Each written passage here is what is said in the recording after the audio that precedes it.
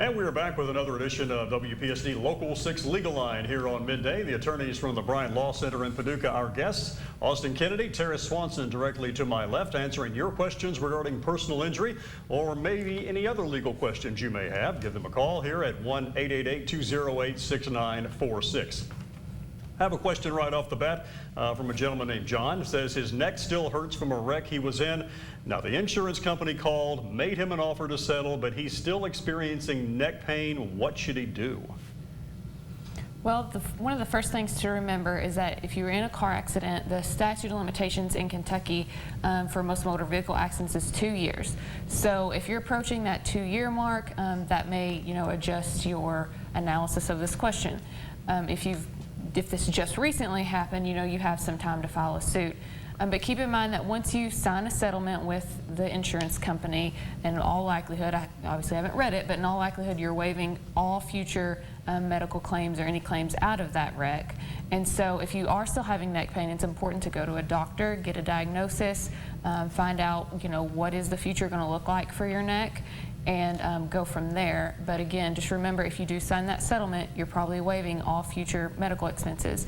Now, you can get compensated for future medical expenses, but you're going to have some doctor records to back that up, and you may even have to file a lawsuit. So again, keep in mind that 2-year statute of limitations. Would the best advice be, do you think, is that if you're in an accident where you have suffered physical injury, you need to consult an attorney right away? Yeah, it's important to talk to an attorney immediately and get medical care immediately. Those are the two things that you definitely need to do as soon as possible so that you can be aware of all your rights, so that you don't accidentally sign something away that you wish you never would have. Mary has a question. She says her son was in a car wreck, still lives with mom and dad, but is over 18 years old. Can the other driver sue mom and dad? What do you think, Austin? Unlikely. I can't say 100%, zero chance of that, but I would say it's unlikely. The insurance of whatever vehicle the kid is in is going to be responsible up to their policy limits, assuming the claim is even worth that.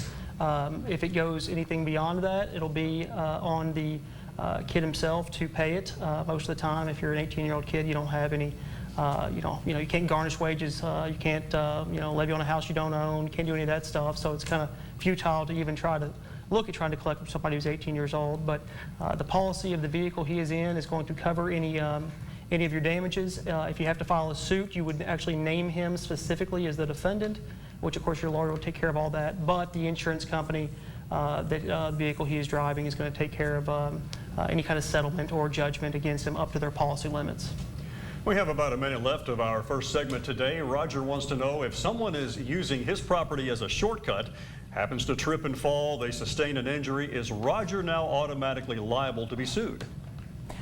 Well, you use the word automatically, and so I would say not automatically. We give that answer that everyone hates that lawyers give, which it depends. I would need to know some more about, the shortcut they're taking. You said that they didn't have permission to be there, which would probably qualify them as a trespasser under Kentucky law.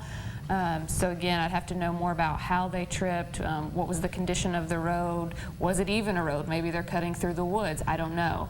So definitely contact a lawyer about that area and give them some more facts, and they'll be able to more definitely tell you whether you're liable for that or not. But you're not automatically liable. Just because someone's injured on your property, regardless if it's a trespasser or a guest or whatever, it doesn't automatically make you liable. There's different factors that come into play.